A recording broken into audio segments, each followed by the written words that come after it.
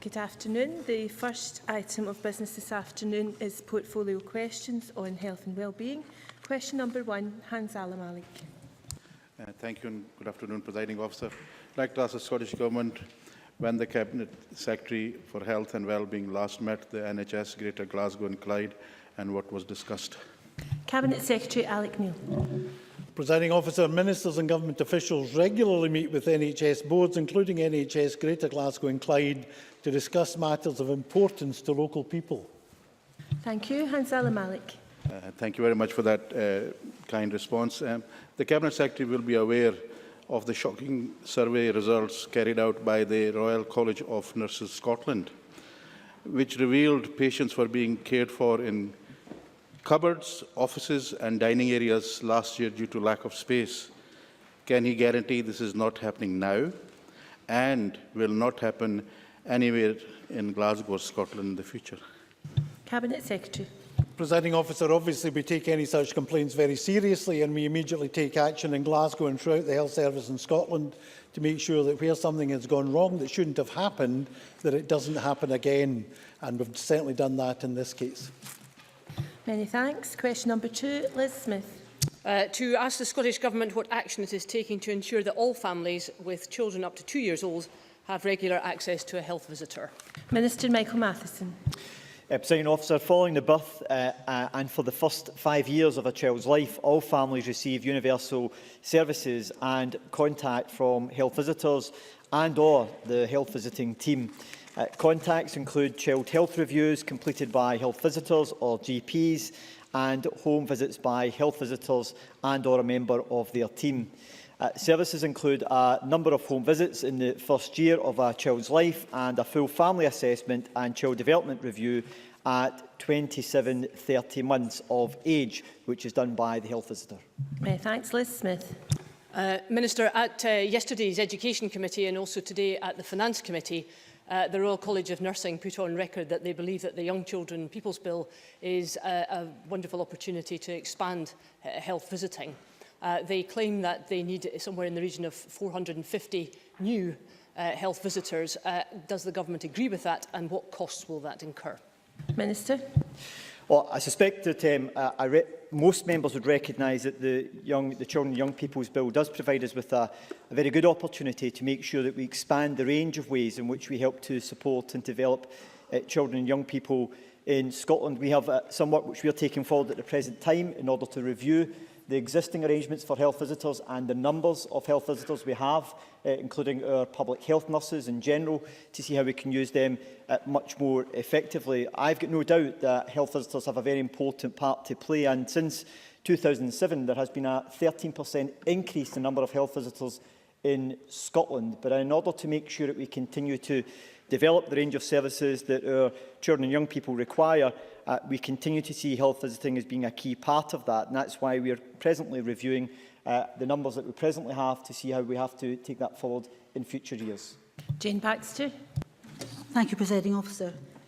If we are to see an increase in the numbers of health visitors, we must make sure they are being targeted at the communities which need them most. Could the Minister say something about what mapping is being done to see where health visitors are and the services they provide? Minister. Well, we're already aware of the services that health visitors provide by the very nature of their job. However, there is a patchiness to the way in which different boards actually operate their health visiting teams, and some of the work that we are taking forward with boards just now is to provide them with guidance around how they should take forward their home visiting programme, so we can try and get a greater consistency of approach across the country, and that's work which has been taken forward over the next couple of months with the guidance which we're providing them with.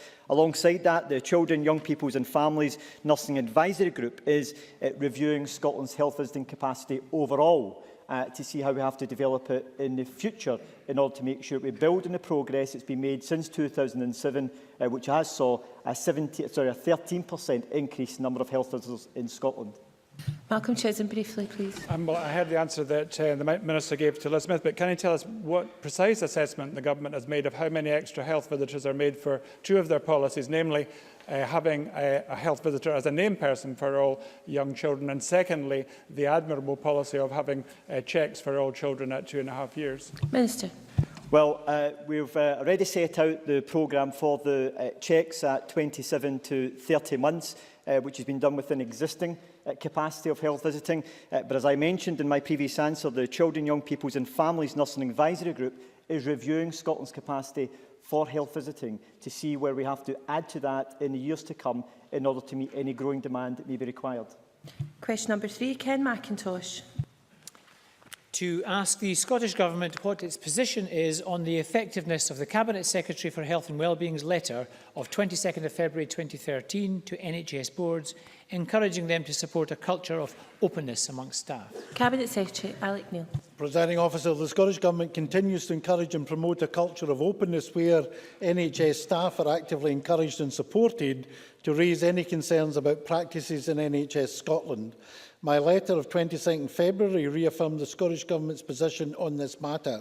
We continue to work closely with employers and staff side to ensure that staff are engaged and involved in any decisions which may affect them. This includes influencing all partnership policies which underpin the staff governance standard. This ensures that all staff are empowered and involved in shaping Scotland's NHS in a culture which is open and fair. Ken Macintosh. Thank you. The Cabinet Secretary told us about his letter in response to a question from my colleague Jackie Bailey about the use of compromise agreements within the NHS in Scotland. Clearly, it has not had the desired effect, as my research has found that in the last year, the NHS in Scotland has spent £3.5 million on those secret agreements, and that's more than the previous 5 years of spending on compromise agreements in the NHS combined. Can I ask the Cabinet Secretary how he intends to follow up on this letter, as it's clearly not creating the transparency that we wish to see? Cabinet Secretary. Presiding Officer, the member should do a bit more research, because there's clearly a difference between what are gagging orders in such documents and the other aspects that may remain confidential.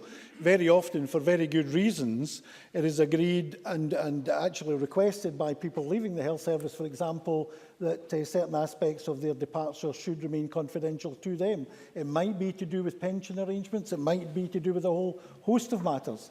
The important point is that these are not a cloak for gagging orders. And the last year, or indeed under my predecessor, we put an end to gagging orders which were rife during the previous administration. Supplementary, Neil Finlay. Members across the chamber will know that many staff are very concerned and very frightened at their work with increasing pressure upon them every day. Cases of bullying and harassment are a very serious issue. Previously, the Cabinet Secretary has told us that the whistleblowers' helpline would be printed on NHS payslips. When will this happen? Cabinet Secretary. Officer, it's already happened. Thank you. Question number 4, Anne McTaggart. To ask the Scottish Government. Order. Anne McTaggart. Thanks, Presiding Officer. To ask the Scottish Government how it will ensure that people who care for stroke patients are given a carer's assessment. Minister Michael Matheson. We recognise the importance of carers' assessments to ensure local authorities and carers provide joint access to carers' needs and services. Local authorities have a legal duty to notify carers who provide a substantial amount of care on a regular basis that they may be eligible for a carer's assessment. An assessment must also be carried out at the request of the carer.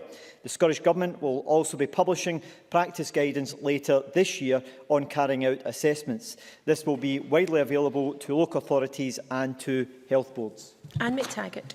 I thank the Minister for that response. Recent studies have recognised that depression and a range of other mental health conditions are often consequences of the illness for both stroke survivors and their carers. In light of this, can the Minister inform the Chamber of the progress that has been made in assisting the thousands of primary carers who are both suffering and supporting others with significant psychological distress? Minister. Well, there's a whole range of measures that have been taken forward to help to support carers in Scotland with our Young Carer Strategy and with our Carer Strategy, which were published in 2010 and run to 2015. We've also provided a range of different funding streams in order to help to support greater information for carers. For example, we've provided some £13 million through the Carers Information Strategy, which has been delivered by NHS boards. For example, NHS Greater Glasgow and Clyde in the member's own region have received over £1 million from that particular fund this financial year to help to provide further information. Over the course of 2010 to 2015, we'll be investing some £70 million in other areas of supporting carers as well. But that aside, we've also been working with a whole range of stakeholders to make sure that we look at providing a range of different short breaks for carers. But many of these things can only be delivered in part by government. Local authorities have a key role in also meeting the needs of carers, as do our health boards. And it's important that local authorities also recognise that they have an important role to play in identifying carers and then giving them an assessment to deliver the services that they require. And I would call on local authorities right across Scotland, including the one in Glasgow, to make sure that they are providing carers assessments to local residents. Fiona MacLeod. Thank you, Presiding Officer. Can I bring to the Minister's attention, following his remarks about the importance to local authorities, of just how many of my constituents come to me as carers, never having been told that they're entitled to a carers assessment, never mind having had a carers assessment done, and that's under the Labour-controlled East and Bartonshire Council. Minister. Well, be aware, I've already set out the legal responsibility on local authorities to provide carers assessments. I think everyone would recognise that we owe a great deal to the many thousands of carers in Scotland who provide support and assistance to their loved ones on a daily basis, and we have a responsibility to do as much as we can to help to support them in that very challenging and difficult role at times. That includes government. We are taking forward a range of measures to do so, and our health boards are also taking forward measures.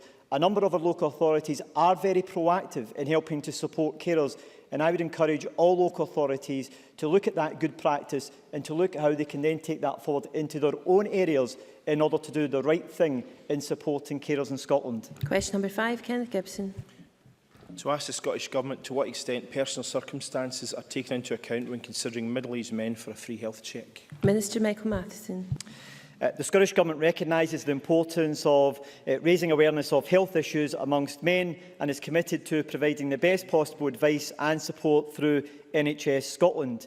Through the Keep Well programme, men and women aged 40 to 64 living in the most deprived areas of Scotland are offered a free health check. The health checks are primarily focused on heart disease and its main risk factors such as blood pressure, cholesterol, smoking and diabetes. The checks can last approximately 40 minutes, and wider lifestyle issues such as employability and benefit support may also be explored with the individual. Some 180,000 Keep Well health checks have been delivered across Scotland so far. Kenneth Gibson. I thank the Minister for his answer. I first raised this matter with Ayrshire and Nairn Health Board on 31st of May, receiving an answer on the 4th of September, which completely missed the point. A constituent of mine called the free health check number. He was asked his postcode, only to be told he didn't qualify. He wasn't asked if he smoked, had a history of heart disease, was overweight, in employment, anything. How can we deliver preventative health measures to difficult-to-reach males when the sole criteria is a person's address? Minister. Well, I recognise the concerns that the member has raised. It's worth emphasising that the Keep Well health check is targeted at those who live in our most deprived communities, who are at greatest risk of cardiovascular disease because of a variety of lifestyle factors that I've outlined that could contribute towards this. However, there are a range of services which are available within NHS Scotland for patients who may require assistance or support in actually addressing any other lifestyle issues. And I would expect in these instances where the patient may not come from one of the geographical areas which has been targeted through the Keep Well programme, that their GP would consider what measures might be appropriate and to signpost them on to the right support services that may be appropriate for that particular individual if there are issues that have to be addressed. Question number 6, Richard Lyle. Thank you, Presiding Officer. To ask the Scottish Government how much the NHS pays each year in PFI service charges. Cabinet Secretary Alec Neil. Presiding Officer, in the year 2012-13, the NHS in Scotland paid £215.1 million in unitary charges under Private Finance Initiative public-private partnership contracts.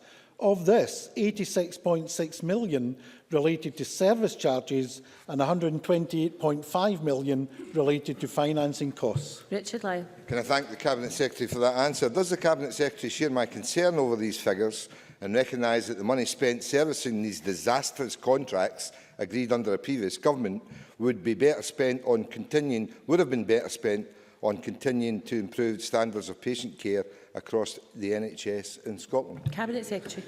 Presiding Officer, I totally agree with the member. This is another legacy of 13 wasted years under the previous Labour administration. We've even had the Tories abandon PFI as a way of funding these kind of projects. And indeed in Lanarkshire, in the member's own area that he represents, Hare Myers is probably the worst example of a complete rip-off of the public purse by PFI contractors, probably not just in Scotland, but in the whole of the United Kingdom. Briefly, Jim Eadie.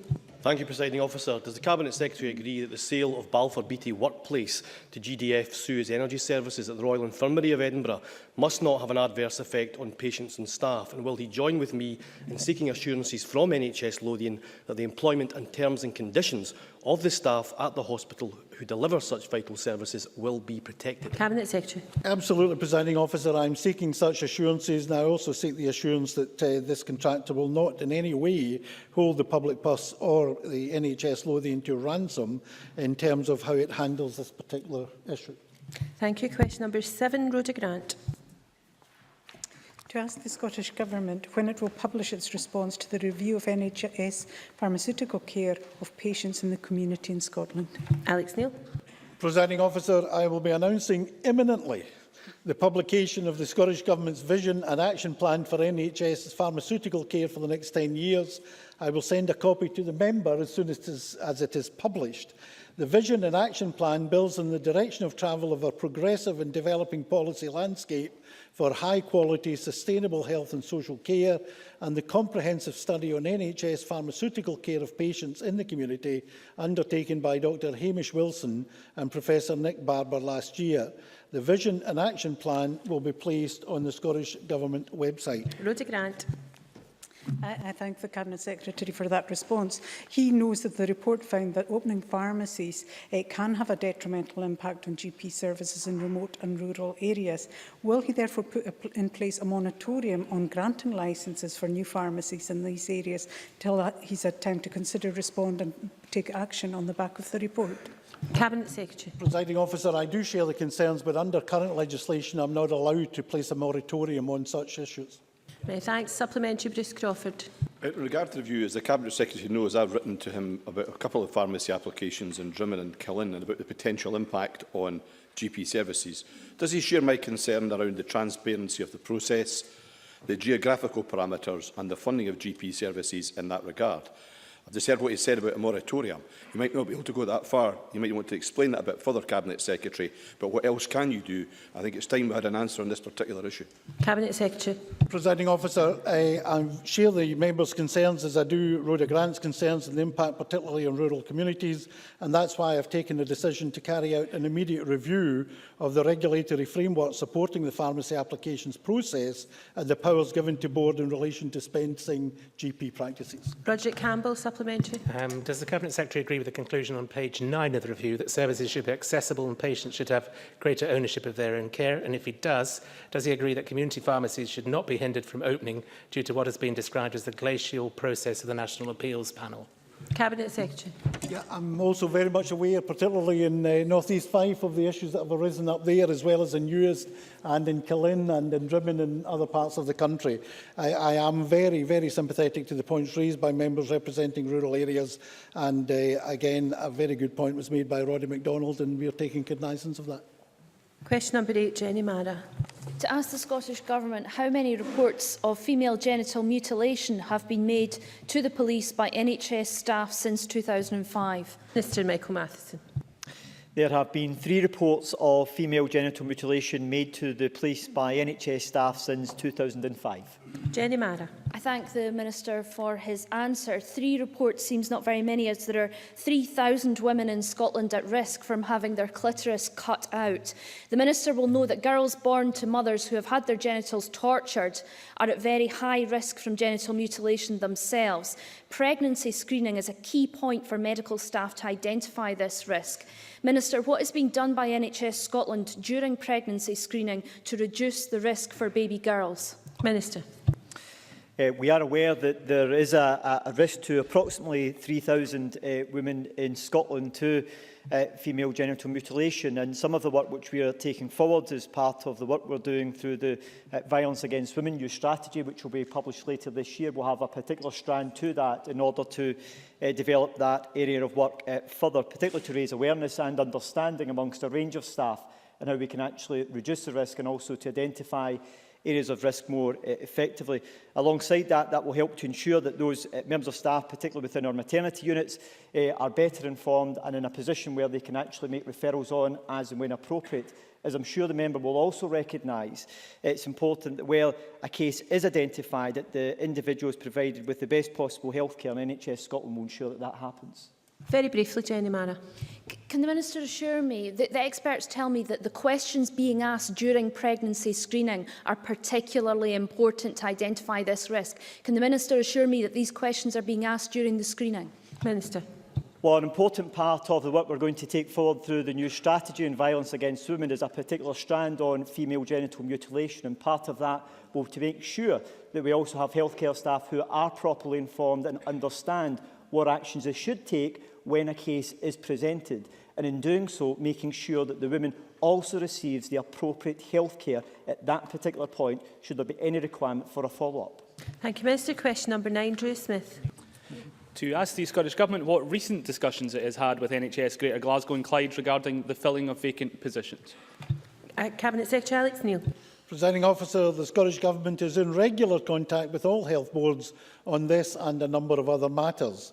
The next meeting will be in November, when the NHS Greater Glasgow and Clyde's annual staff projections are reviewed. Drew Smith.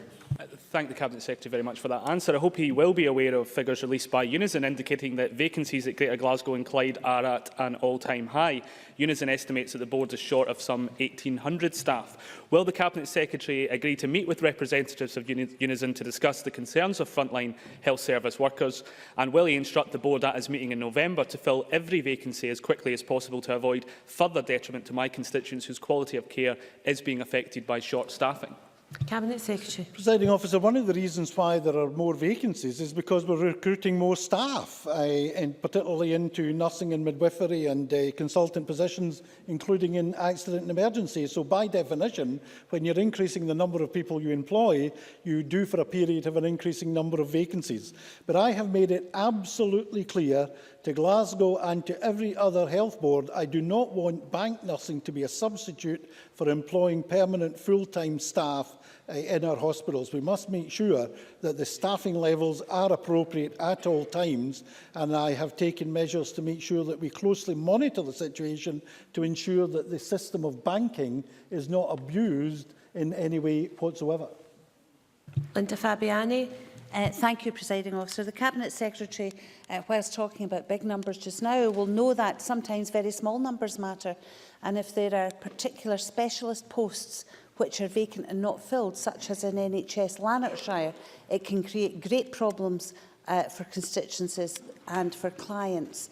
Is the Cabinet Secretary able to discuss with NHS Lanarkshire how they can move forward out of this quite unacceptable situation? Well, the question, Cabinet Secretary, was primarily about Greater Glasgow. However, it is about vacant posts, so perhaps you'd like to answer the member. Presiding Officer, I keep a very close monitor with my officials on the length of time there are vacancies in the National Health Service in each board area, and that's by employment category, as well as the more general figures in total. But I do appreciate the points, being a Lanarkshire member myself, about some of the particular issues around NHS Lanarkshire, and we have raised those issues with NHS Lanarkshire to make sure that they fill these vacancies as soon as possible. It has to be said, however, there are some, not just relating to Lanarkshire and Scotland, but indeed UK-wide shortages of particular skills. A very obvious one is a shortage of paediatric skills, for example, which is right across the United Kingdom. Kingdom. So these strategic shortages do present particular challenges. But in general, I absolutely accept the points made by Drew Smith and by Linda Fabiani that we should not delay any longer than necessary the filling of any vacancies in the National Health Service. Thank you very much. Question number 10, Maureen Watt. Thank you, Presiding Officer. To ask the Scottish Government when it last met NHS Grampian and what issues were discussed. Cabinet Secretary Alex Neil. Presiding officers, Scottish ministers and government officials regularly meet with representatives of all NHS boards, including NHS Grampian, to discuss a wide range of matters of interest to local people. Maureen Watt. I thank the Cabinet Secretary for that answer. Following on from Drew Smith and Linda Fabiani, the Cabinet Secretary is aware of the current problems in NHS Grampian with recruiting for certain specialisms and the impact that that has on waiting time. Is there some way that those in training for medical and nursing posts are made more aware of where the vacancies are in certain specialisms and that they can be directed to that? And is it something that can be discussed with the BMA and nursing unions to see if we can get people into the specialisms where there are vacancies? Cabinet Secretary. Yeah, Presiding Officer, we're taking these issues very seriously indeed. Indeed, our 2020 workforce vision, one of the areas it's specifically addressing is how we fill vacancies, including strategic shortages. And indeed, Sir David Carter, Chair of the Academic Board, and his committee are looking at this issue as well, to look at the linkage between the throughput of training and the need to fill in the medium term a number of strategic shortages in the country.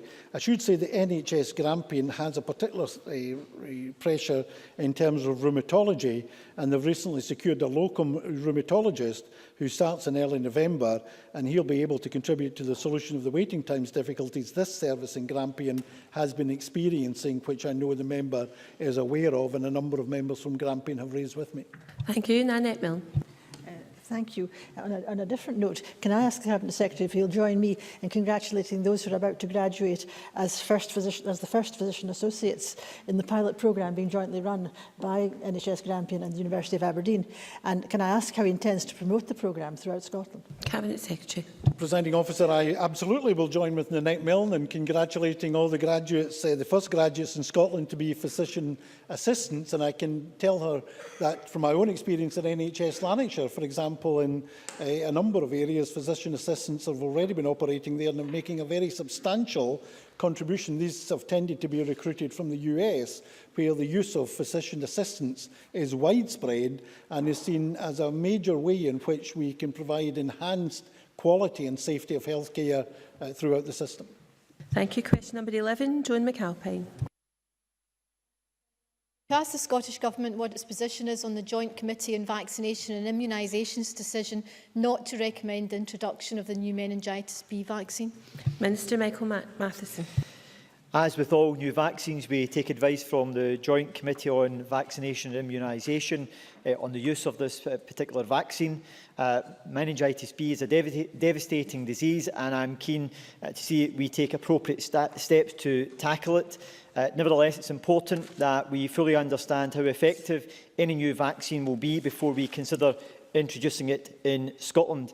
The JCVI is currently consulting further on the use of this vaccine, and I await the final recommendations of the JCVI following the process that they are taking forward at the moment, following which we'll give careful consideration to their advice. Joan McAlpine.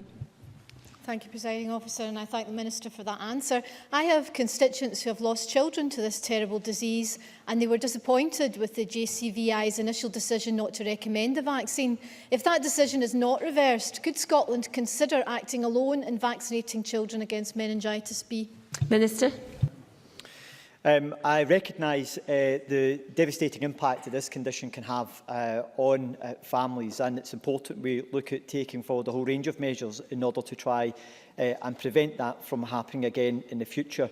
As the member may be aware, the Joint Vaccination Committee gave an interim statement in July of this year around their position regarding the new vaccination. They're consulting further on this particular issue at the present time. I understand they are due to consider the matter again at their next meeting on the 2nd of October, following which we would then expect to receive further advice from the JCVI. At that point, we will then consider what further action may be necessary here in Scotland. As the member specifically asked whether we could take action ourselves, the JCVI is there to advise government. However, final decisions would be a matter for the government to take itself. But it's important we make sure that we consider all of the expert opinion and advice on this matter before we come to any final decision on the issue. Thank you. Question number 12, Michael McMahon. Thank you. To ask the Scottish Government what its position is on the effectiveness of the Douglas Street Treatment Suite in Hamilton and whether NHS Lanarkshire plans to introduce similar services elsewhere. Mr McMahon, could you check for when I call you again? Thank you. Minister. Presiding officer, statutory responsibility for service provision rests with NHS boards, in this case NHS Lanarkshire. This is an operational matter for them primarily. The aim of NHS Lanarkshire's review of treatment rooms is to provide a high-quality, standardised and equitable service for all its patients, an aim the Scottish Government obviously would support. NHS Lanarkshire advised that the Douglas Street Treatment Suite has increased the number of available appointments for patients and has enabled district nurses to spend more time caring for vulnerable housebound patients. Feedback received from NHS Lanarkshire from patients apparently has been broadly supportive. However, I am aware of the concerns of a number of Lanarkshire members, and I have asked NHS Lanarkshire to look at the matter to address the concerns of patients and indeed patients' representatives. Michael McMahon. And I thank the Cabinet Secretary for his response. But the Cabinet Secretary clearly is aware of the concerns of patients and GPs in Hamilton, that the contribution of treatment, the centralisation of treatment at the Douglas Street Centre has created more problems than it has brought benefits for patients. If this model has the support of the Scottish Government, why will the Cabinet Secretary not just admit to the people of Hamilton that that is the case, and tell us if this model also has your support to be rolled out across the rest of Lanarkshire? The Minister intervened to ensure that NHS Lanarkshire reversed its plans on mental health services. So why will he now not intervene and instead claim that he has no power to intervene on these treatment centres? Cabinet Secretary.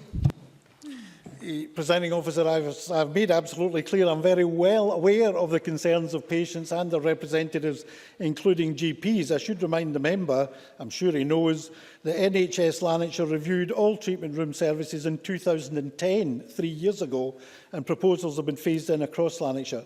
Hamilton was the last area to be taken forward, and a decision is yet to be taken with regard to the site for the treatment room suite for outer Hamilton practices. But as I have said to the member, I am seeking assurances and any where appropriate action by NHS Lanarkshire to address the specific concerns that patients, GPs and others have had about this particular service. Very briefly, Margaret Mitchell. Thank you, Presiding Officer. Given the difficulties associated with access and the level of concern about the relocation of these services to Douglas Street Clinic, local residents have proposed an alternative whereby a shared treatment room service could be established at either the Low Waters or the Cadso GP surgeries to better serve the 10,000 patients in the local area. Would the Cabinet Secretary encourage NHS Lanarkshire to look at this proposal? Cabinet Secretary.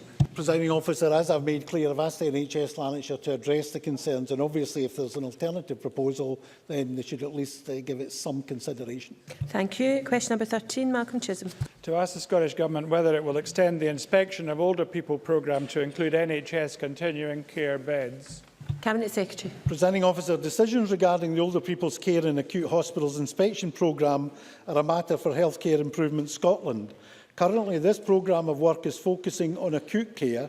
There are 23 acute hospitals across Scotland's 14 territorial NHS boards being subject to inspection against a range of priority areas.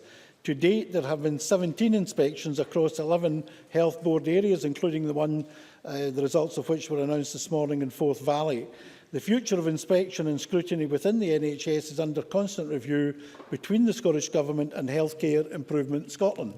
Malcolm Chisholm. Does the Cabinet Secretary not think there is a glaring gap between the inspection of older people in acute care, which Nicola Sturgeon instituted, and the inspection of older people in care homes, which a previous Health Minister started? Is it not time to for the Cabinet Secretary to take action and responsibility for this and ensure that frail older people who spend all their time in NHS continuing care beds also have the benefit of a rigorous inspection regime? Alec Neil. Officer, can I first of all say to Malcolm Chisholm, obviously patients throughout the National Health Service in Scotland are subject not just to the particular quality objectives, but in particular to the Patient Safety Programme and the requirements of the Patient Safety Programme, which has been described by Professor Don Berwick as the best in the world. So that includes the kind of people that Malcolm Chisholm is referring to. But I do accept that there is a need to take a strategic approach to the future, given the doubling of the number of older people, particularly aged over 75, over the next 20 years. I don't believe it's such a narrow issue as that identified by Malcolm Chisholm, because with the emphasis of treating people at home, we also need to look at the future quality and safety issues and inspection issues around caring for people in the home. So we are looking at that as a strategic issue. And obviously, I'm happy to meet with the member and discuss his ideas on the matter. Thank you very much. Question 14, Alex Johnston. To ask the Scottish Government what recent action it has taken to reduce waiting times at accident and emergency departments. Cabinet Secretary. Presiding Officer, the Scottish Government has introduced a national improvement programme to support improvements in unscheduled care across all NHS Scotland. 5 key themes of activities were identified by an expert group that will lead to improved sustainable performance, getting emergency patients to the care they need, promoting senior decision-making, assuring effective and safe care 24/7, making the community the right place, and improving the primary care response. All NHS boards, including the ambulance service and NHS 24, submitted local unscheduled care action plans in June 2013, describing the whole system approaches and changes they will implement across these 5 key themes. The plans and trajectories for improved performance have been reviewed and evaluated, and further revenue, circa £6.3 million, has been released this month to support early action towards further improvement in winter planning and sustainability. Alex Johnson. I thank the Minister for his answer and I wish him luck, but the target of 98% of patients being seen within 4 hours was missed significantly for June this year, with 94.6%. That was down on the figure for June 2012, which was 95.1%. So, before the Minister delivers standard answer number 3 from the SNP bumper book of ministerial excuses, can I also remind him that these figures are worse than those south of the border? Why is his government failing? Alec Neil. First of all, they're not worse than the figures south of the border, and the difference between us and the south of the border is our figures are improving, their figures are getting worse, because the priority south of the border is to privatise the health service. That's not a priority north of the border. As the member should know, our interim target is 95%, which we are achieving more or less, and well, we are. Order. I think 94.6% is near enough to 95%, and I can assure the member that we are heading towards 98%.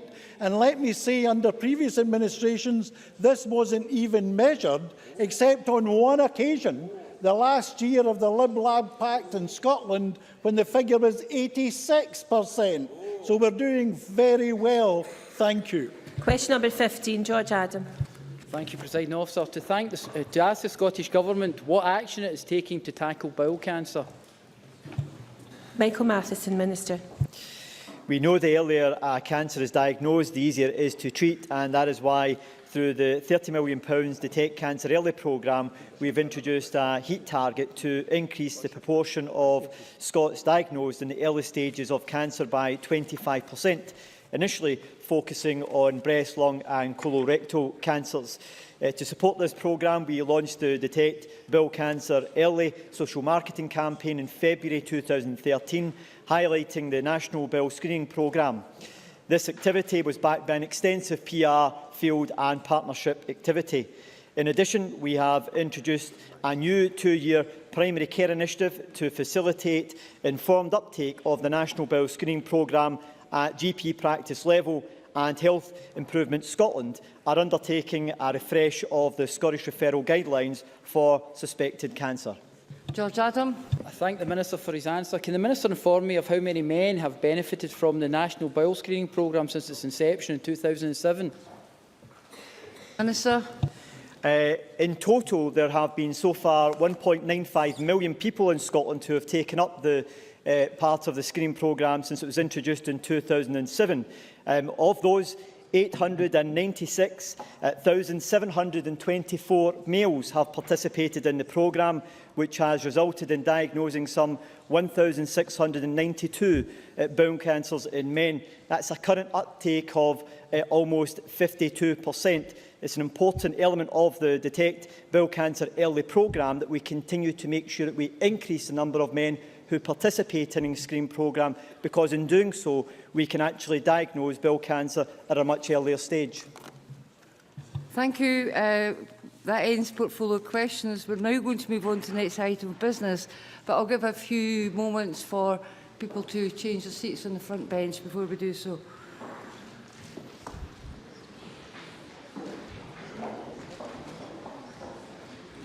So the next item of business is a debate on motion number 7721 in the name of Alex Salmond on Scotland's future.